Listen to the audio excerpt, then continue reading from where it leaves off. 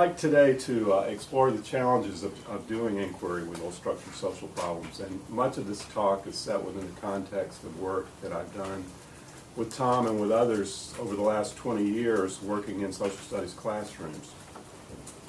I want to focus today on three questions. What is meaningful inquiry in social studies? How can we cultivate meaningful inquiry in social studies classrooms? And what can we realistically expect to achieve with adolescent learners doing inquiry in social studies? And I begin with the premise that social studies, as it's practiced in most classrooms today, is not meaningful. Adolescents consistently rank social studies and history as among their least favorite subjects. And when we look at surveys of adults, that fear and loathing shows. I share with you three items from some of those surveys. These surveys consistently suggest that adults don't have the civic knowledge necessary for effective self-government. Those of us who believe in inquiry think that if we had more inquiry, we could begin to move that needle a little bit. But as I'm sure is true in some other disciplinary areas, social studies inquiry is quite rare. A group of colleagues and myself recently investigated whether with the Common Core, this emphasis on higher order thinking and some inquiry practices, we were beginning to see more classrooms move toward more inquiry, greater inquiry. And we used the notion of authentic intellectual work to assess the inquiry that was going on in the classrooms in our study. I'm sure some of you are familiar with authentic intellectual work as it was developed by Fred Newman and his colleagues at the University of Wisconsin. But authentic intellectual work asks to what degree do students engage in disciplined inquiry to produce their own understandings that they communicate in complex ways, and in the end, produce work that has value beyond school. We looked at 62 classrooms in this study across 6 states, over 2,000 students in a wide variety of settings. And we purposely sampled to try to locate some classrooms where there were high levels of authentic pedagogy so that we could study what that looks like in practice. But as this graphic suggests, we weren't very successful in that search. Out of those 62 classrooms, we found 3 in the upper AIW quartile, what we call substantial authentic pedagogy.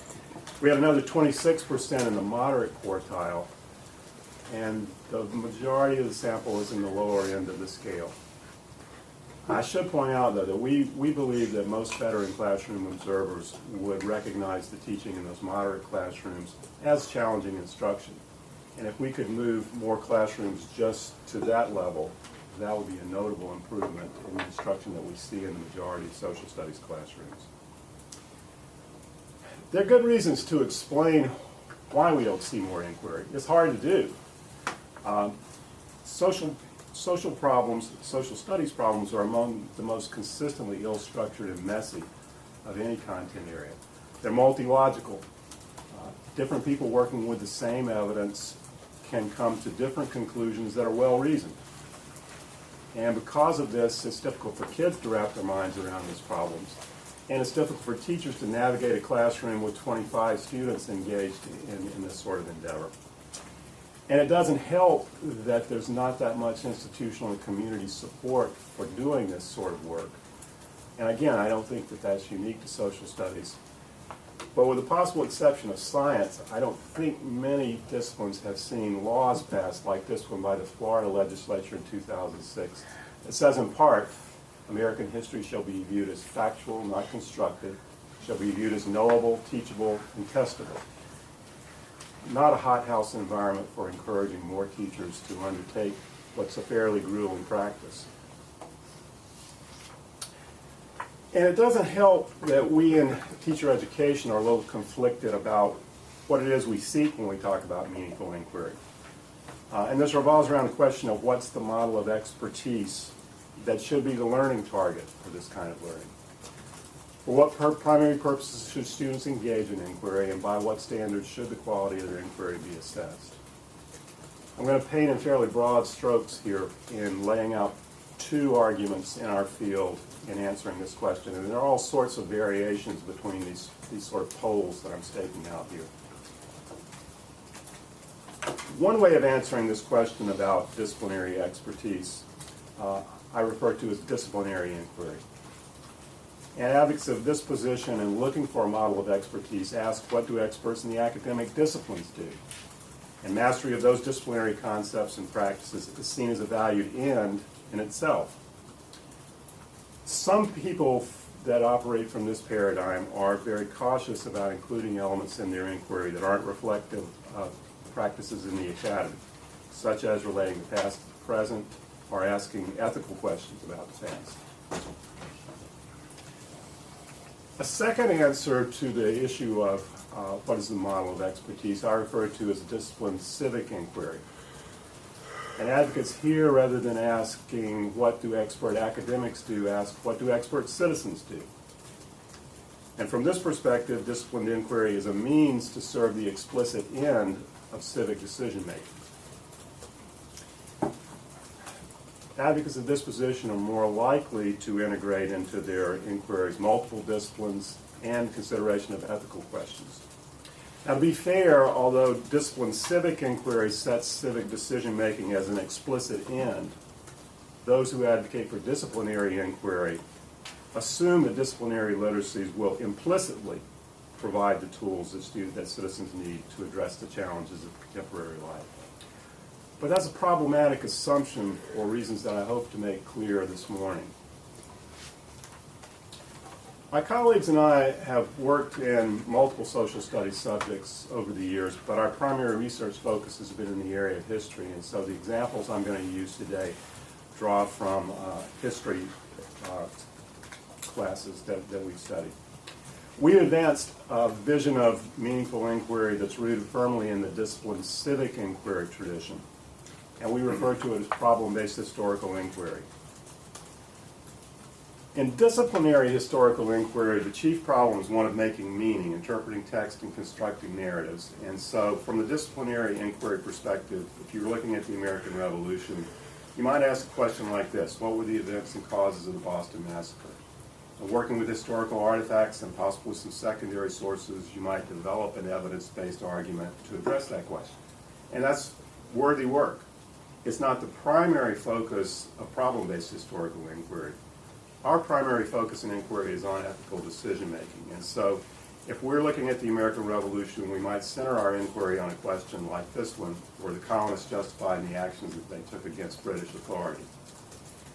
And to develop a well-reasoned answer to that, you have to know a lot about events such as the Boston Massacre. And you might indeed do some disciplined historical inquiry to develop that understanding, but it's not the end goal. The end goal is to be able to answer this ethical question in a well-reasoned and principled way. Authentic intellectual, or problem-based historical inquiry is grounded in authentic intellectual work. Authentic intellectual work asks students to produce their own understandings about meaningful problems. We believe that the most meaningful problems, those most worthy of our attention in the classroom, are those that focus on persistent issues, those perennial questions that societies wrestle with across cultures and across time. And an example of that is this question: when are citizens justified in resisting governmental authority? And we see that question reflected in the earlier question about the American Revolution.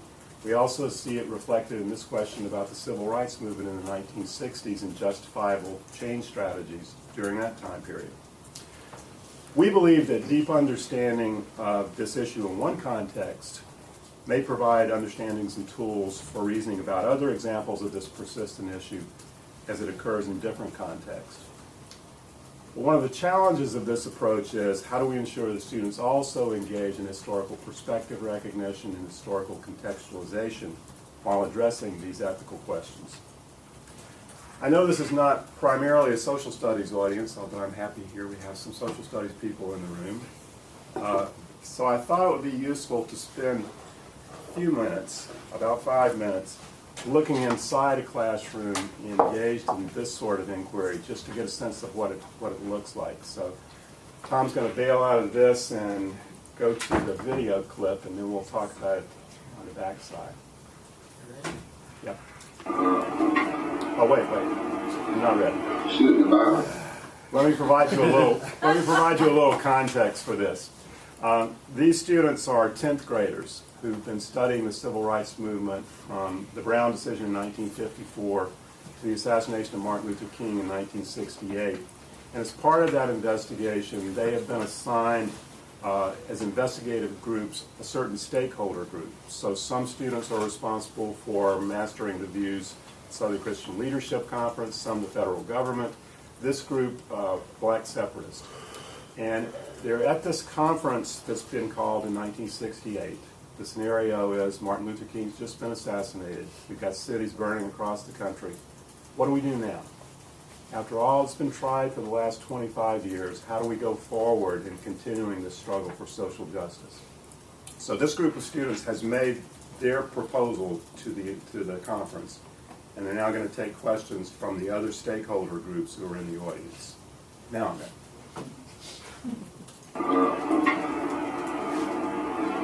Should the violence that the Black Panther be necessary? It's very necessary. It's very necessary because the fact that the white people are suppressing the blacks and hurting them. Why shouldn't they be able to fight back? You know, that's ridiculous. They should have the right to defend themselves. How can you say that nonviolent protest hasn't worked when laws have been passed? Voting Rights Act, Civil Rights Act. We believe in immediate reactions. We in immediate action, and nonviolent protest. I mean, it's just like the year for the boycott, the bus boycott to Edward War. We are not going to wait that long. Black people waited long enough for equal rights and stuff, and it's just ridiculous to have to keep waiting. I was just going to say that nonviolent protests were, like she said, it wasn't good results. It weren't quick enough for the black people and the Black Panthers and all that stuff. They wanted like results immediately. Not only that, but not all protests, they got laws passed, but the police still didn't enforce the laws. They still went out and attacked black people with dogs, shot with fire hoses, broke up protests, or 10 times more violent than the Black Panthers ever were. You're saying legally it doesn't matter what the government did? Not in That's what Tony is. Self-defense is defending yourself, and it's not. I don't think the self-defense necessarily hurts somebody else, it hurts you. It's just staying away from it, or doing everything possible to keep away from it. Well, if violence is necessary, then that's what they'll use. Do you think guys have a problem with that over there? With the physical retaliation and stuff like that. Not with self-defense, if they can defend themselves, and trying to stay away from any kind of violence like that. But if they're just gonna, if somebody, hurts them, and if they're saying they're gonna hurt them back, that will bring about more violence. It's gonna turn into some kind of a shoving match. If there is violence, in retaliation, they use violence. I think those people would think twice before they try to attack the black people. Yeah, that's not self-defense. If they're gonna go and attack somebody because they attack, it's not like a group of white attack the Black Panthers and they go back and retaliate. That's not self-defense. They're gonna go back and they're gonna punish. That's the only way to prevent it from happening again. Make them think before they go and attack our people with dogs, fire hoses, and arrest them and beat them. It's the only way to make them think. Well, I'm not sure I understand what you're talking about self-defense for. If you're gonna say that they were going to go, well, it's not self-defense, man. They're when they attack a bunch of people. If they're going to do it, just to pay back. I'm saying if someone's attacking me, I'm going to attack them back to get them away from me. We're not just going to randomly go up to people and attack them. It's self-defense in the end of it. That's the only way to keep people away from them. If they're attacked, they're going to attack back. That's the self-defense part, and that's the only way. That's when the violence is incorporated. And also, the separation, if we separate from people, the white people, if they try to use force to take our communities, we're going to use force and violence against them. Everything that you talk about is only going to do more violence. You attack them, we're going to attack them back, and it's just going to turn into some kind of a shoving match until we separate, and there's still going to be all this conflict between these two people. It's always going to be strong, but they're always going to come back. It's just going to turn into Not all protesters have been protesting for hundreds of years. It didn't work. When the Black Panthers came along in the 60s, you see how much got done? Look at us now. Exactly.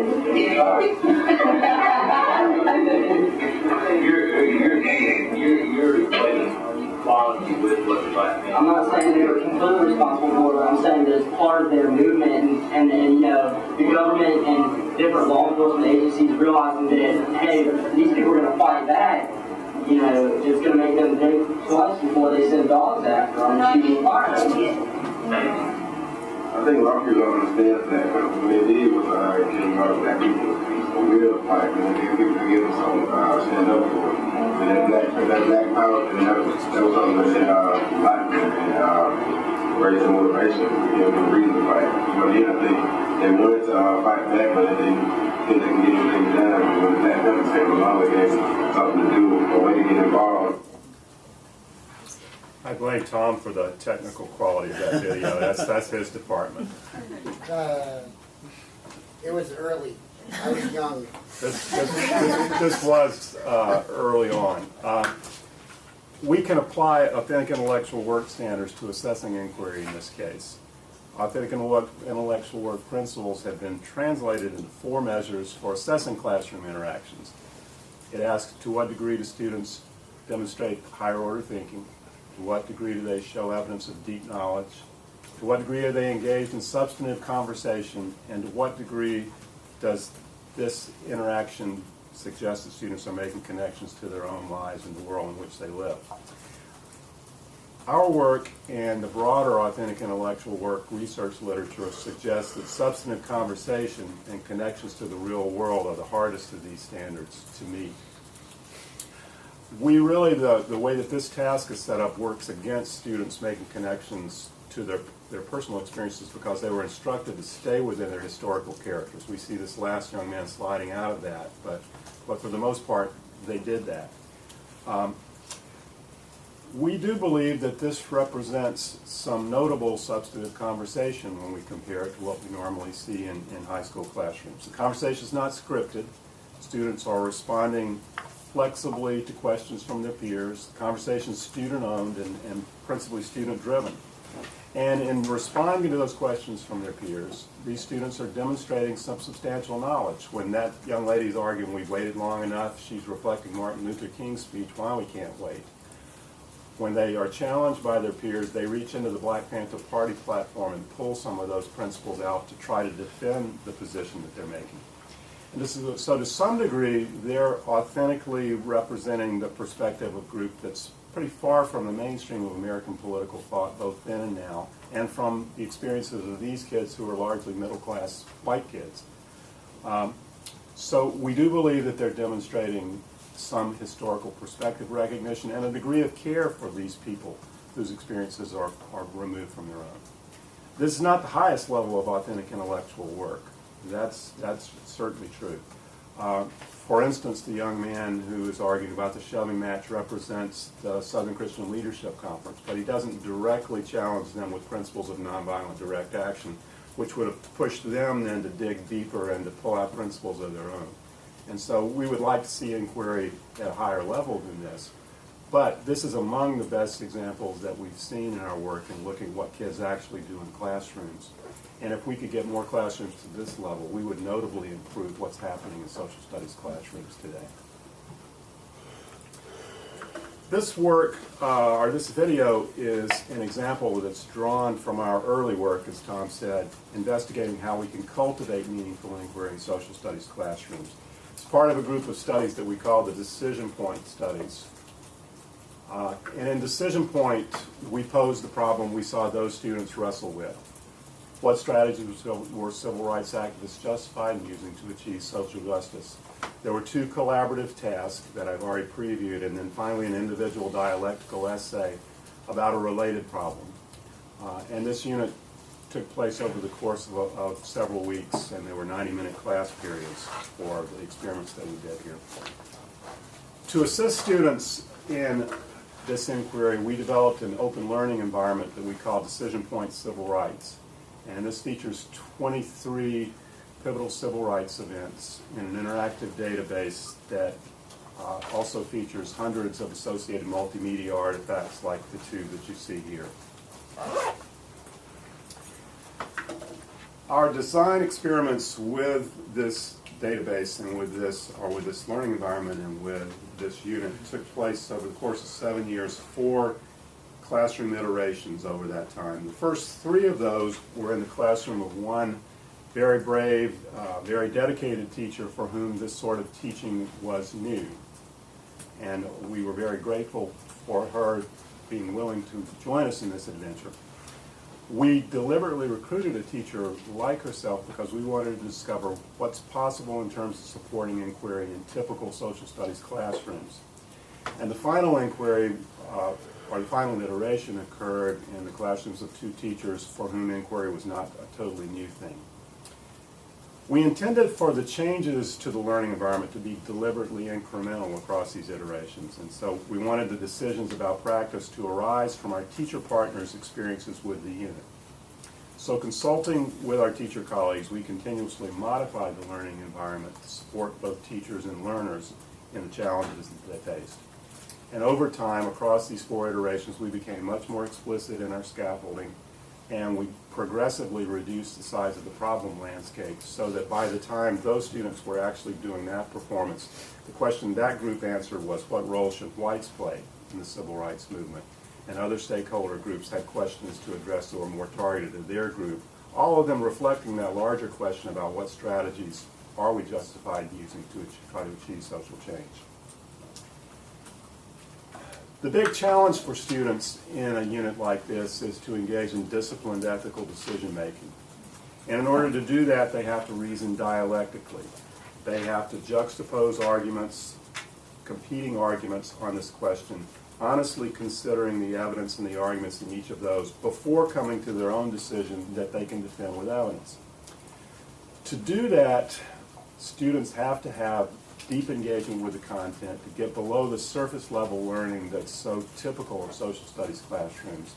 And then armed with that deeper content knowledge, they have to try to construct a complex problem model that more accurately captures the complexity of the historical phenomenon under study. In thinking about how we supported students in this endeavor, we differentiated between 2 types of support we might provide. The first we called hard scaffolding, support that we can plan in advance based upon our understandings of places students may struggle, and we can build a good deal of that into the learning environment. Second type we call soft scaffolding, and this really depends on the skill of the teacher. It involves carefully listening and diagnosing and responding to learner needs as they're engaged in the act of constructing knowledge. A lot of people are referring to this now as responsive teaching.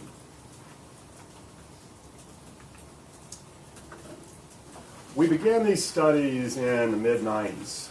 The internet was young. In fact, we delivered the first iteration on CD-ROM disk because we didn't have access to the World Wide Web in those classrooms. This was a time Alan Greenspan referred to as a period of irrational exuberance. And perhaps we were a little irrationally exuberant as we thought about what we might accomplish with this. We had 2 big hypotheses, that with this open learning environment we could provide more realistic representations of the past, that would engage learners more deeply with the content and encourage them to engage in empathy for people in the past. And secondly, that we could support the development of expertise, helping students build more effective models and engage more critically in this dialectical reasoning.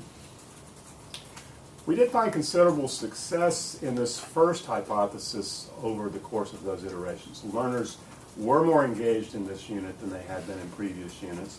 They did show signs of developing some empathy for these past actors. We had much less success with the second of these. It was a much greater challenge to support the development of expertise. There are a number of challenges nested within building models, because this is where we became hung up. Students were not building complex models of the problem under study. To do that, they have to know a lot. They have to have declarative knowledge, yes. They have to have conceptual knowledge. And they also have to have metacognitive and strategic knowledge to guide their inquiries. They have to approach the past from an evaluative epistemology that assumes that historical text are claims from biased witnesses, not authentic reproductions of a past reality, and that those claims are assertions that can be judged by the quality of the evidence and the reasoning used to support them. And finally, they have to recognize that their task is not to master one perspective in the past, but that the past is just as messy and complex as today, and that they have to understand multiple perspectives about which people were disagreeing about these complex issues in the past. And that's a full cart. So, as we thought about how we might support students in this, we built some things in the learning environment from the beginning, and we continue to modify that. For example, to help students with declarative and conceptual knowledge, we deliberately built this database around a conceptual architecture that organized these 23 events around 3 principal change strategies. And then the hundreds of historical artifacts were organized by the event to which they were most relevant. But students still struggled with making sense of these artifacts and situating these artifacts in their time and their place. So in the second iteration, rather than going from the historical event to the artifact, we had an intermediary step. Students encountered a contextual essay with the artifacts embedded in them, and so from that contextual essay they accessed the artifacts. We hope that would give them more of a contextual frame, more similar to the way a historian might interact with those artifacts.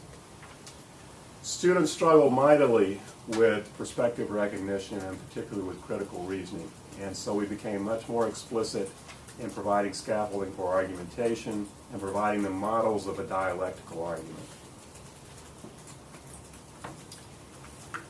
Over the course of 4 iterations, we did see some progress.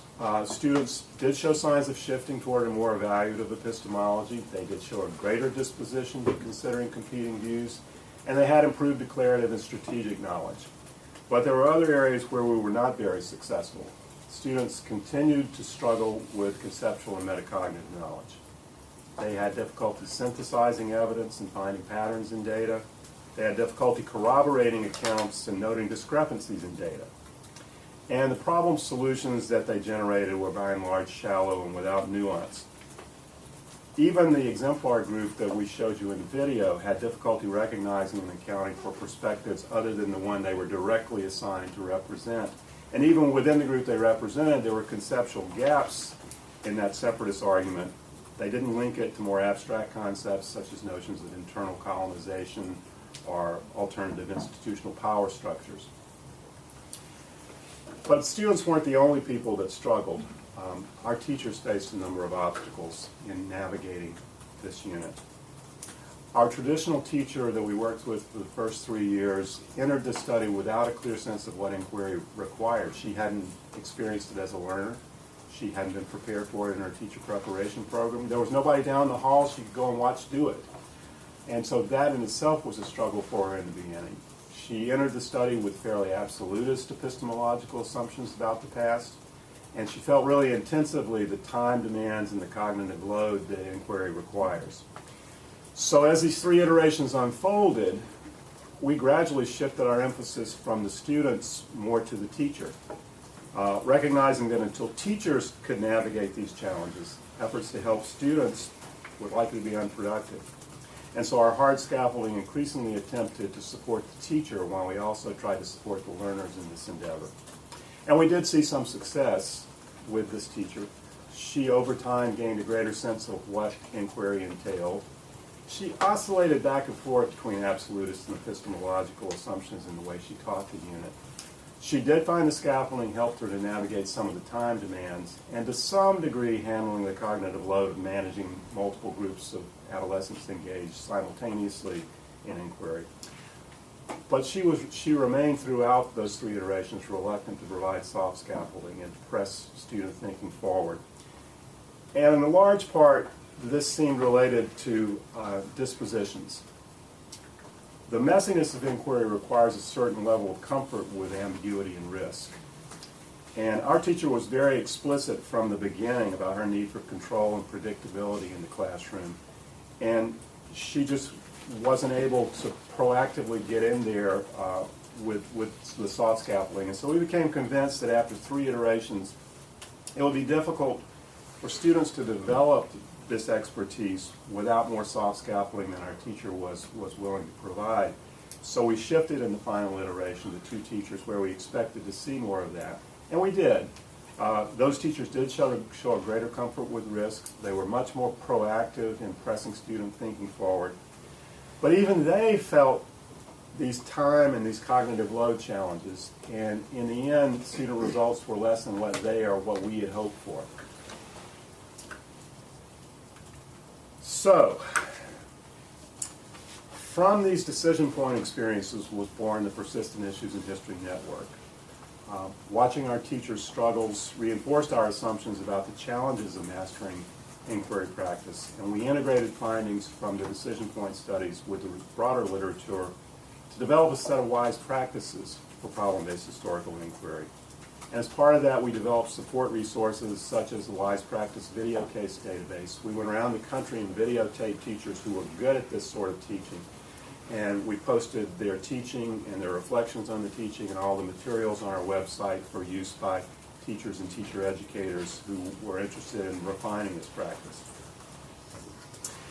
Wise practices are fine, but to be enacted, they have to be jointly owned in the form of a shared professional teaching knowledge. A professional teaching knowledge that honors the practical knowledge teachers bring from classrooms and that honors teacher agency. So the research that we've done in the PIH network has included practitioners as co-owners from the jump. Much of that work has been in scaffolded lesson study. Here, collaborative communities of teachers, teacher educators, and historians have addressed problems of inquiry practice as they've been identified by teachers.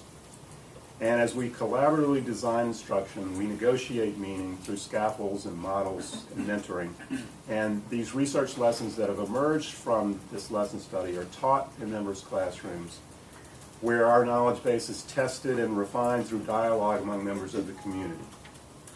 Of course, the ultimate value of this work is demonstrated by its effects on students. We have several lesson study projects ongoing, but we've completed 2 3-year projects. And I want to talk briefly about this second one with 27 history teachers. In a wide variety of settings, unified by a fairly low student SES population, by no prior professional development in inquiry, and by almost 0 professional development in any sort of social studies content. We have used established authentic intellectual work rubrics to measure the instruction, the assigned student task, and the student work that results from these collaborations. The dilemma is, without some level of fidelity to this professional teaching knowledge model, true testing can't begin. That is, until we have moderate to substantial levels of implementation, we can't realistically measure the effects on student learning. And so we've asked 2 big questions in these lesson studies, and the first gets to that fidelity question. Can participation in lesson study encourage high-fidelity, wise practice lesson implementations in these collaboratively designed lessons? We found some modest success here. The research lessons' mean scores have fallen in the moderate quartile, which is our realistic target. We have an aspirational target of substantial, but a realistic target of moderate. But that's a little misleading because that includes both enacted instruction and the collaboratively designed student task. And if we just look at enacted instruction, those mean scores are falling in the high limited quartile, just short of that moderate target range we've got. For comparison purposes, we've also asked teachers to select for observation their most challenging lessons that they designed independently of lesson study. And the impact of lesson study is suggested in part by the fact that those mean collaboratively designed scores are double those of the teacher lessons that they designed independently. Beyond fidelity, we're also interested in transfer. So we've asked, is participation in lesson study associated with greater levels of authentic intellectual work in teachers' daily practice? We compared the independently designed lessons in year 3 with those that teachers designed in year 1. And we found that those year 3 lessons scored on average 1 quartile higher than those in year 1. But that 1 quartile higher was limited, not moderate. But a third of the teachers that participated in this lesson study had a mean gain of 8 points on a 23-point AIW scale, which was less than a half-point mean score from that moderate quartile. And we asked, what is it about those teachers that makes them different from their peers who've undergone the same experience? And as with the decision point studies, a dispositional tolerance for risk again emerged as a distinctive factor. So, what does our work and the work of others suggest is realistically achievable with disciplinary inquiry and social studies? After 20 years, I'm probably still irrational, but I'm no longer exuberant. We need to ask some really hard questions. And it begins with questions about scalability. We've had some very modest success inside lesson study groups. How can we extend that beyond the lesson study process and to other teachers who don't have the opportunity to engage in these kinds of experiences? We have to attend to cultivating more supportive institutional context. In our 6-state study, we found very few schools or very few departmental cultures that support this sort of demanding practice. A notable exception was in New York City with performance-based assessment schools that have been granted an exemption from their state's high-stakes test. Those schools have been deliberately engineered to facilitate authentic pedagogy. They have an in-depth curriculum. They have continuous peer dialogue about challenging instruction. They have collaboratively scored student assessments. They have, in many cases, small class sizes and team teaching. And it's suggestive that all 3 of the substantial quartile scores and 5 of the 6 highest scores in the entire study were in those New York City PBA schools. So the challenge for us is how can we create more institutional context more similar to that in the broader teaching population. Secondly, I think we have to be realistic about the prospects for teacher change. Our research corroborates other work that suggests that dispositional and epistemological factors affect some teachers' views of the legitimacy or the desirability of inquiry practice and their openness to entertaining it. And so we have to recognize that we have a limited available teaching population that is willing to go with us on these journeys and ask how we can identify and recruit those who are able and willing. Once we've identified the willing, we need to be much more explicit in trying to ameliorate these obstacles to inquiry that aren't going to go away. And we have to adopt a very long time horizon. 3 years of lesson study was not enough for most of the teachers who were involved in this study. We have to have sustained, ongoing communities of support. Finally, I would argue that we have to adopt more modest goals than at least our projects have done. We have to right-size the problem landscape to make it more manageable for both learners and for teachers. The greatest successes that we've seen in social studies have been with very tightly bounded problems from the disciplinary inquiry paradigm. For instance, from Sam Weinberg's group in Stanford, there's the Reading Like a Historian curriculum that features 3-day plug-and-play lessons that drop into a teacher's ongoing curriculum, where they work with only 2 contrasting historical accounts, and they engage in sourcing, close reading, contextualization, and corroboration. And they found some significant gains here. But even here, with only 2 documents, students have struggled with contextualization and corroboration. From the discipline's civic inquiry perspective, we need to ask what level of expertise is good enough for competent citizenship. Our priorities on ethical decision making, and I would argue that we need to provide more complete problem models to students, reducing the cognitive load for constructing the problem so that teachers and students have more time and energy to devote to reasoning about problem solutions. But we can't ignore source work entirely. Without some of that, citizens don't have an understanding of the process so that they can gauge the credibility and the trustworthiness of claims they encounter in their adult lives. But there's an opportunity cost here, and we need to ask how much source work is necessary in order to be a savvy judge of the products of disciplinary inquiry that adults encounter in a democracy. An example of a bounded problem design we're working with is a historical think aloud. Here, we're providing students with a more fully constructed problem model at the outset in order to help them perceive an issue more as someone in that particular historical period might, and to consider conflicting perspectives about the best solution to a historical dilemma. We seek here to address known challenges to contextualization, perspective recognition, and dialectical reasoning. Chosen example appropriate for an Indiana audience.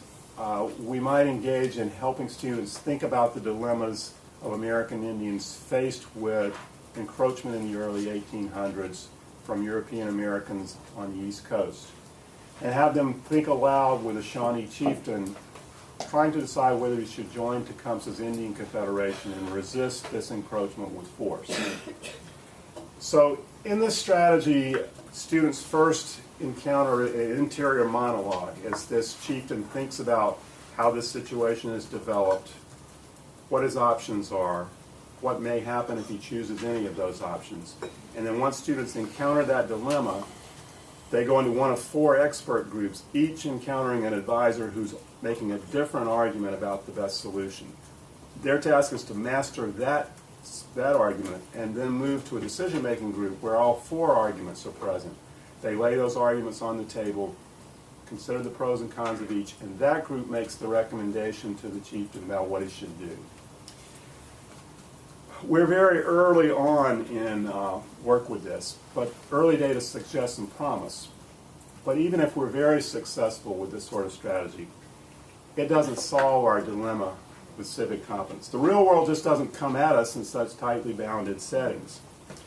And so the question is, how can we translate any gains we find here in these manageable problems to real world problems of democratic life?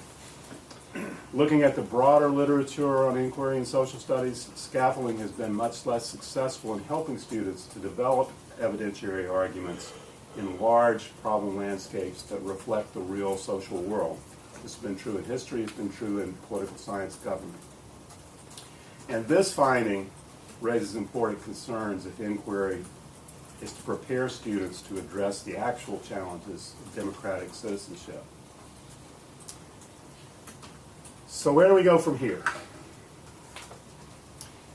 We need to attend much more to learning progressions. Our colleagues in science and mathematics are far ahead of us in thinking about learning progressions. There's been some work done in history and some just begun in geography from the disciplinary inquiry perspective.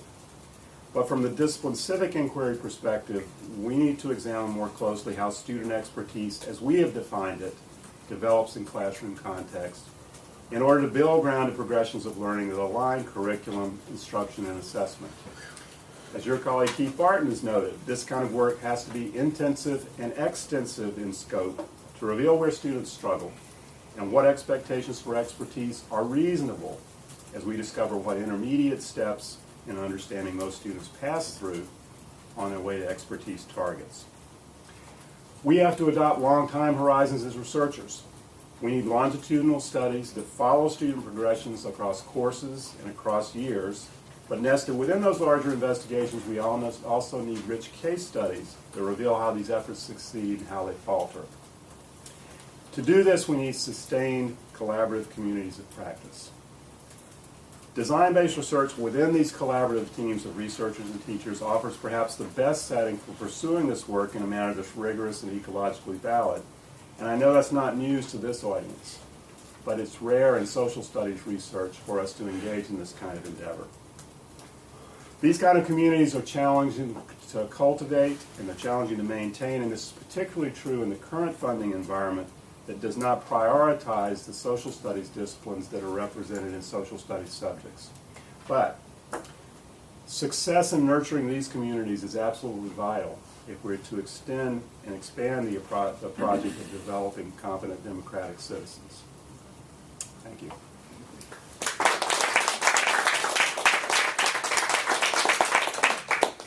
Thank you, John. We can take questions now.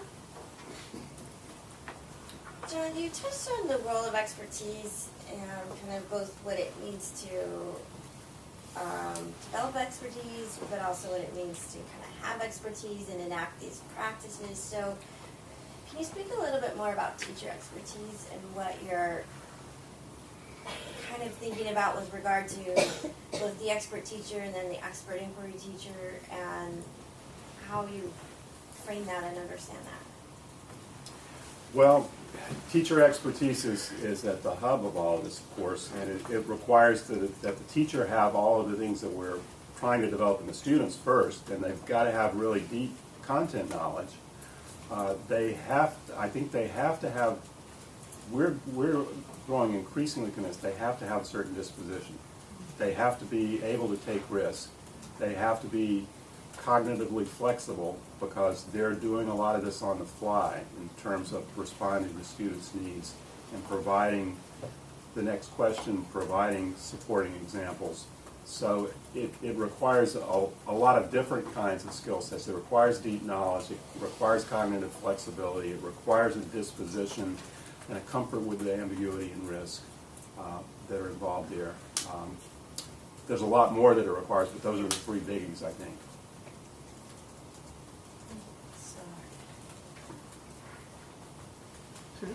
So one of the really interesting things about these more inquiry-based approaches to history is that they require that you engage with issues of, for example, race. So take like that civil rights example.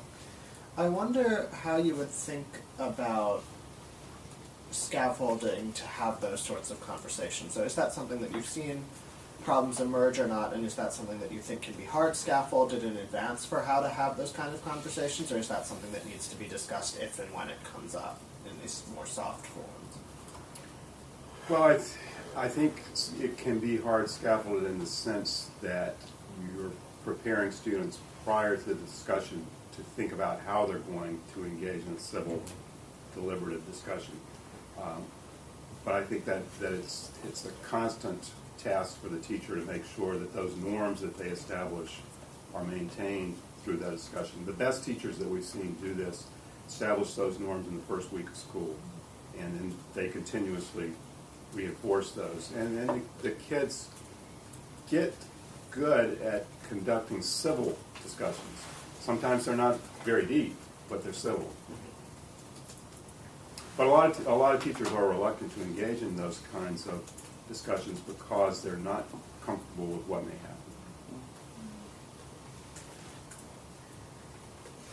happen. I was wondering if you could talk a little bit about your experience in developing inquiry, a disposition towards inquiry in pre-service teachers.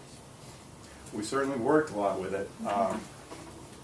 One of the reasons that we developed the Wise Practice database was that we needed some existence proof. Our students come in without having experienced this by and large in their high school classes. They doubt that it really happens in classrooms. They believe that we're just telling them this is a good thing to do, but it's not really practical. And unfortunately, when they go out into the field, they hear that from some teachers. So we try as much as possible to immerse in the time that we have them. We have them for 3 semesters prior to their full semester student teaching.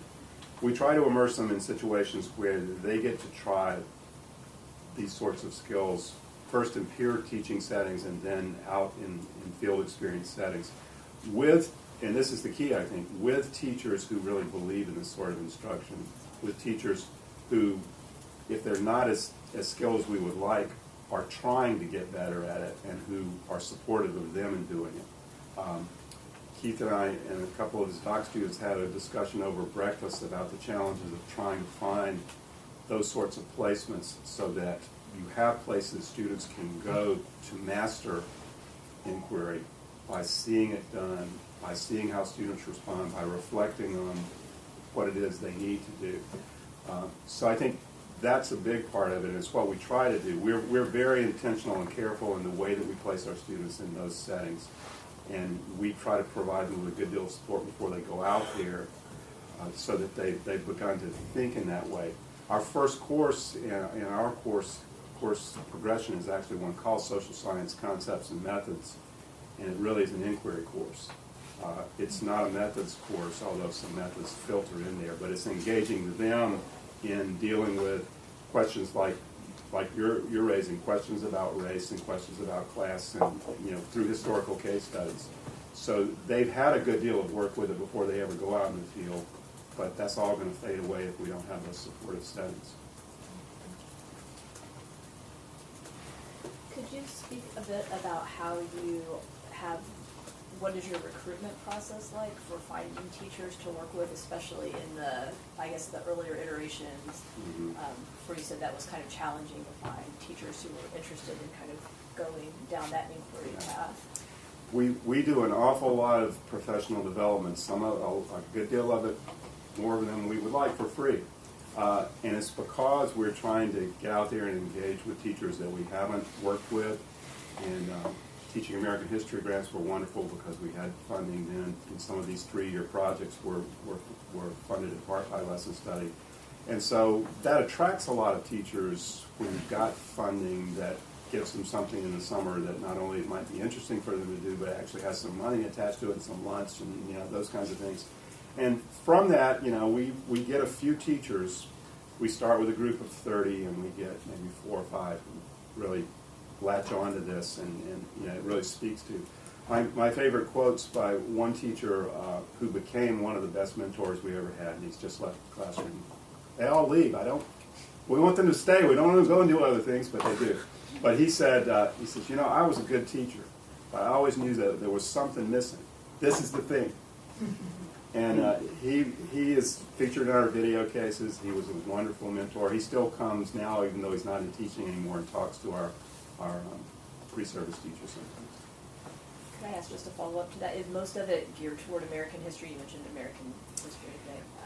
Most of our examples are, and teaching American history forced our hand on that. I mean, those were. But one of the 3-year lesson studies we did was with a world history group because we wanted to do something other than that. We're engaged right now in a lesson study with some government teachers. So, it's persistent issues in history network because that's where the money was. Diana Hess asked me, or my colleague asked me once, why isn't this persistent issues in social studies network? And he said, oh, wait a minute. Persistent issues in history is a better acronym.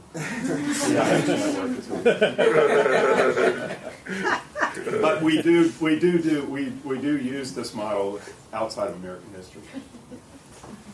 It seems that with the authentic intellectual work, you outline that one of the core principles is students caring about the topic. Mm-hmm. So, kind of a 2-part question. One is, how do you get kids to care about Tecumseh in 1803? And how does it make a real-world connection? What have you found across these years about what were the first part? What were the topics that kids really cared about that made that real-world connection? And then, what have you done to cultivate those? Yeah, no, that's a great question. Well, the whole foundation for our approach is the persistent issue. And then that persistent issue is situated in a specific context like that Tecumseh case. So what we try to do is have our pre-service teachers and the teachers that we work with in the field say, okay, you've got this topic to teach. Now, what's one of those big issues that doesn't go away that's exemplified by this topic? And then now how can you take that persistent issue and focus it down on a question specific to this unit that kids are going to recognize reflects that bigger issue. But then as part of conceptualizing that unit, open the unit with some sort of grabber that's real world to these kids that makes a connection to that persistent question. And then, the segue is, this is not the first time that people have wrestled with this problem. We're going to look at another example of that. And then sometimes we actually do have an analogous case at the end after they've decided that brings it back to something that's more relevant to their experience. That's the biggest challenge for our students, is to come up with that relevant hook. And as I said, in the entire authentic intellectual work literature, in social studies and out, that's the most difficult standard. We see the lowest scores on that connections score across the board. It's difficult to come up with that. Has there been an example or two where kids really connected to it across the?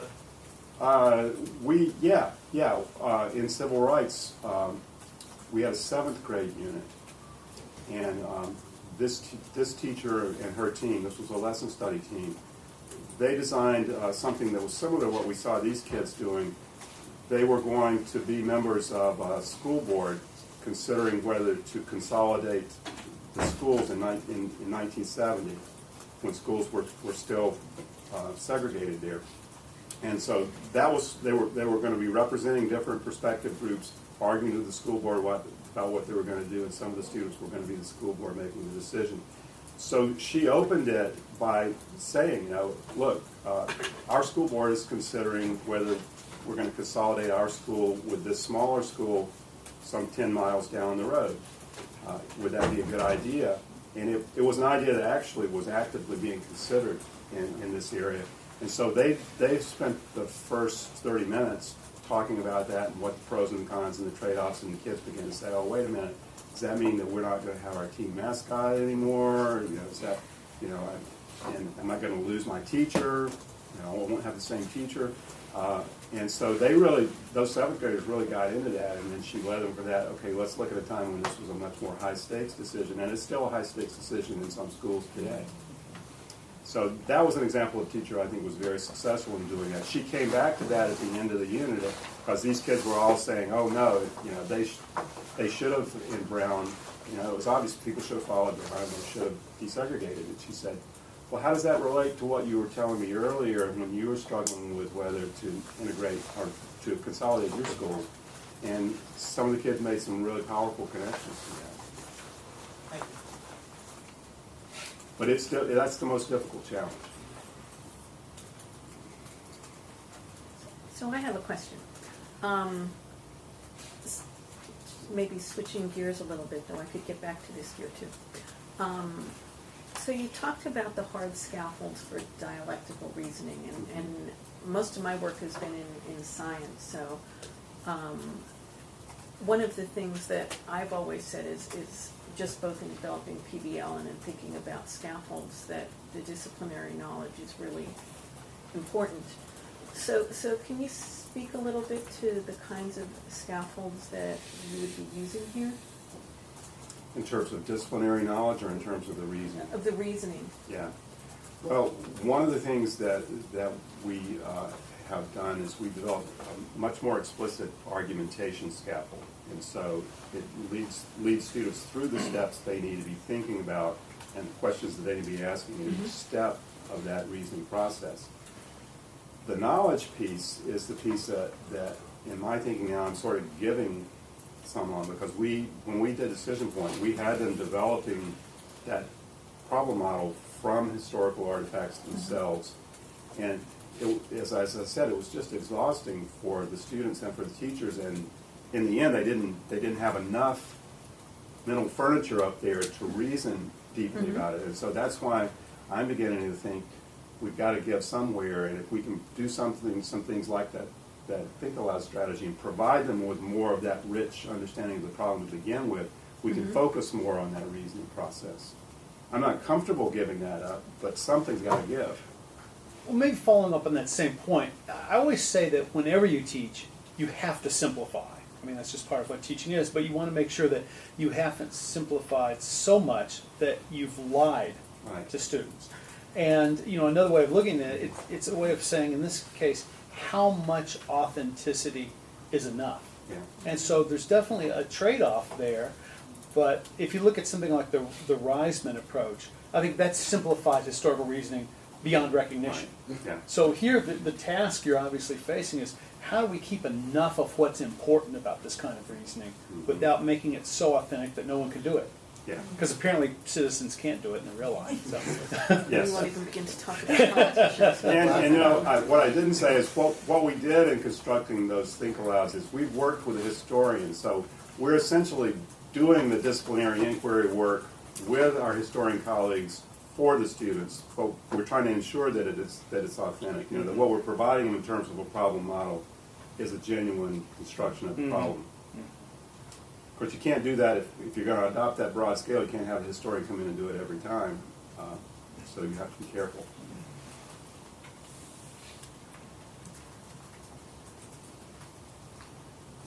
So I guess, Peter.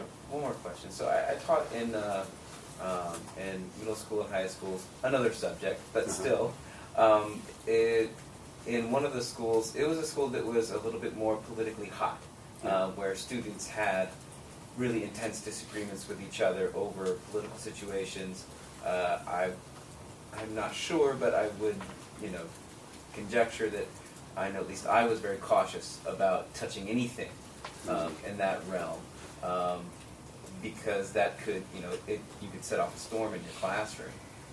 And so I was wondering if you encountered tensions around politics, taking a risk with what's going to happen in your lesson is one thing. Taking a risk in terms of whether your students are going to get up and really confront each other in a real serious way, or if you do that incorrectly, there can also be consequences for your career. And I was curious if you ever encountered that, and if so, what was that like? Well, we've certainly had people in our field encounter that, and have had some difficulties with school boards and have had civil suits. They fought being denied tenure or being removed. I haven't encountered that with the people that I work. Some teachers are hesitant to bring up certain topics, abortion, for instance.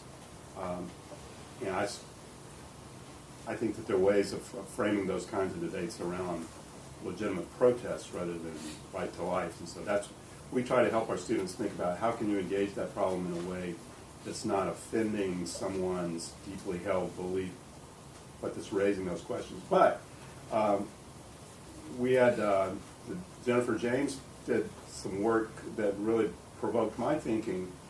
She talked about having a fundamentalist teacher candidate in her class who didn't recognize that these were open issues. They were settled issues. And how do we as teacher educators address the needs of those students when what we're advocating doesn't speak to them? I mean, it is really a problem. I mean, it's an issue. Again, it comes back, to Krista's question about teacher expertise. I think the teachers that we've seen who are really able to do this set the environment in such a way that that students know what the ground rules are in terms of civility. And I think that's the key to establishing that civility standard. What are the ways that when you meet with teachers, how do you work with them to develop the questions? Because I think that's one of the hardest parts, especially when trying to guide pre-service teachers. Yeah. Well, we have a scaffold. It's like there's a scaffold for that. Yes, we have a couple. We have a matrix where we've worked with political science and historians to think about it. What are the really, really big questions? And we don't claim these are the exclusive questions, but we have 5 really broad, encompassing questions. And so they've got that to work with. They have, in that matrix, they have big questions, and then they have a sample topic, and then they have a sample focus question that would refer back to that for each of those. So they've got that sort of scaffold to begin to get them thinking about it. And then we have a framing the unit scaffold that has some scaffolding questions that ask them about what's the topic, and then what's a big issue you could build this around. I mean, there's several questions there. So that's the first thing that they do before they begin to plan any instruction is they lay out the bookends. What's the big question, or what's the persistent question, the focus question, and what are students going to do at the end? What's the culminating activity they're going to, like that conference that we saw there, that students are going to be performing in the end to show what they know, or how they address the question. Yes, follow-up. So when you're meeting with teachers and kind of going through with that hard scaffold, what are some of the soft scaffolding questions that you kind of find yourself repeating or coming up with, and how do you address those? Well, one of them is, why are students going to care about this? Have you thought about what you're going to do to make this something that speaks to students? Because that goes back to the whole relevance issue. And then it depends upon where they are in terms of what part of it they're struggling with. It's, again, those are contextual and on the fly. Right.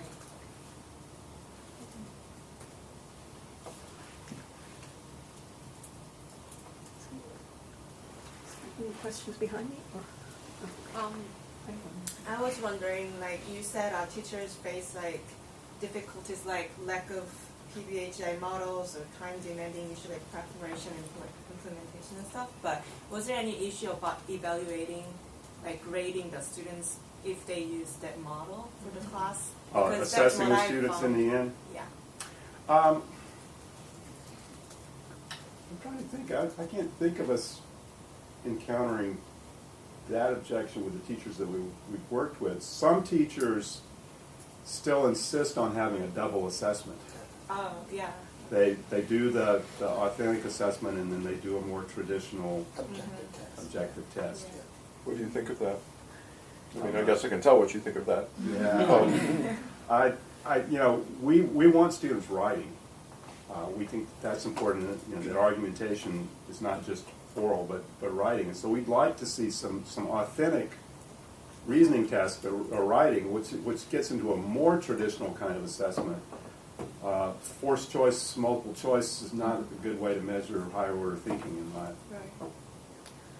estimation. I know you can construct some forced choice higher order items, but I think you get into a lot of divergent thinking challenges with students with that. It's interesting, when I taught my problem-based ed psych course years ago, I would have students who would tell me they liked the course, but without having multiple choice assessments, they weren't necessarily sure about what they were learning.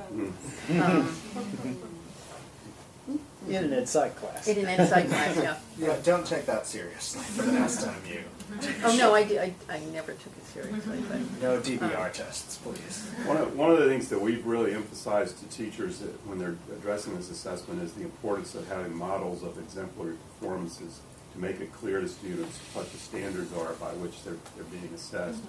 And now that's a challenge for teachers, is developing good models without just doing, what they want to do is do a model from the unit that the kids are doing, and then it's, well, if you do that, they can't do that. So, that's a challenge. The other issue, from an assessment standpoint that we had, was the more authentic assessments that we developed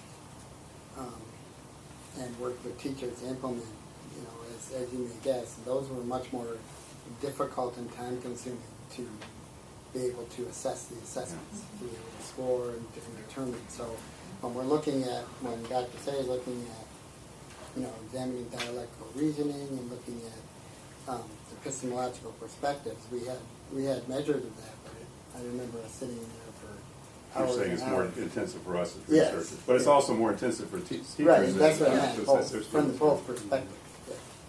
Yeah, to that, I was wondering what were like the assessment criteria or the standards that the teacher was using to evaluate something like that civil rights conference? There was I'm trying to think how it was a fairly involved rubric. That we developed with them, and it was breaking down some of the components of reasoning. Do you have a well-defended argument with evidence? Do you consider the counter argument and respond to it? There were different standards like that, or foundational knowledge standards. The ability, we had one was utilizing foundational knowledge to support the argument. We looked at that as well. One of the things that we found that really has attracted the teachers is we built off some work that Walter Parker did and developed a scaffolded essay, scaffolded dialectical essay. There's a 4-paragraph essay that says in the first paragraph state the relevant, the essential facts of the case that need to be considered. In the second paragraph, state the best case argument on one side.